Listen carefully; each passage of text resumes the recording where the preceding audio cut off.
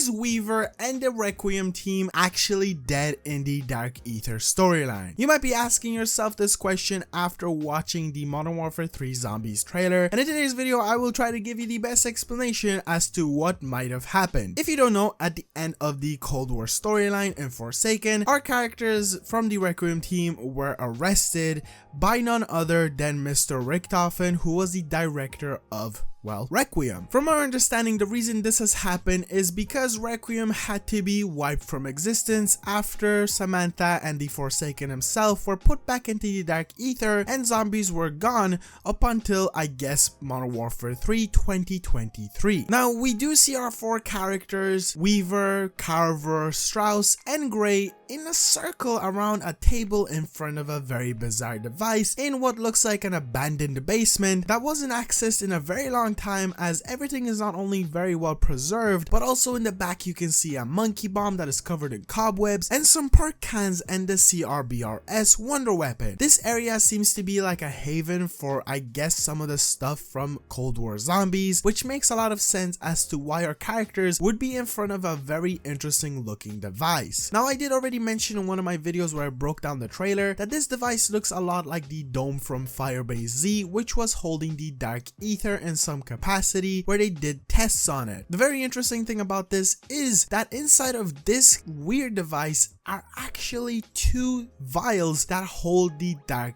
Ether. Now, also there's a bunch of cables around the place, which I assume was the thing that was used to power it up. But one interesting thing is why are four characters sitting in front of it dead, and there's four possible vials that could be inside of it, but only two remain. We don't exactly know if two vials were only used or if somebody took two and left two for some odd reason. Also, we don't exactly know why there are Dark Ether vials inside of here, because inside of the trailer we do find out that one of these vials was capable to basically create a ginormous breakout of zombies all around the place and turn everyone into zombies with the power of some Dark Ether clouds. But I've seen some speculations on the internet that essentially what has happened is Weaver, Carver, Gray, and Strauss have been, I guess, sacrificed in some way for the Dark Ether, or in a way tried to communicate with Samantha, and it could have backfired and ended up getting them killed. As from what we can see, there doesn't seem to be any gunshots. This could have taken a dark turn and they could have just, you know, ended their lives for some odd reason, but I seriously doubt that. So my theory is that they are somehow still alive within the Dark Ether. They could have been sucked into it, into those vials, and they are somehow inside the Dark Ether. Now, I know that does sound very ridiculous, but we have seen a lot of crazy stuff inside of zombies, and it would kind of make sense, because why are they sitting here? Why are their bodies here but they don't look like they're fully dead? And was this by choice, or was this a Requiem thing where the director did this to them? Very unlikely, but there's just a lot of questions to find out. Also, another interesting thing is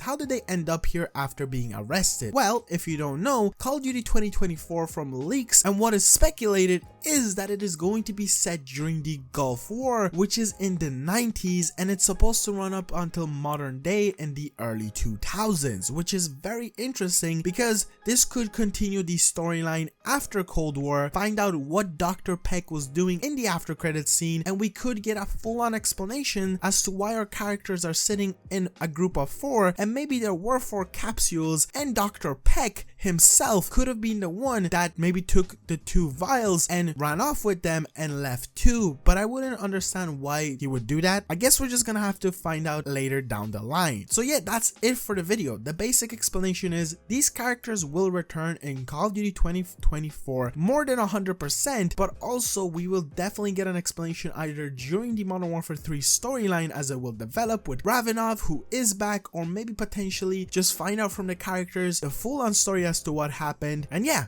it is really exciting to see, really cool. And if you guys want to see more Modern Warfare 3 content, more breakdowns of stuff like this, then definitely be sure to subscribe, and especially if you want to see zombies content. See you guys in the next one. Peace out.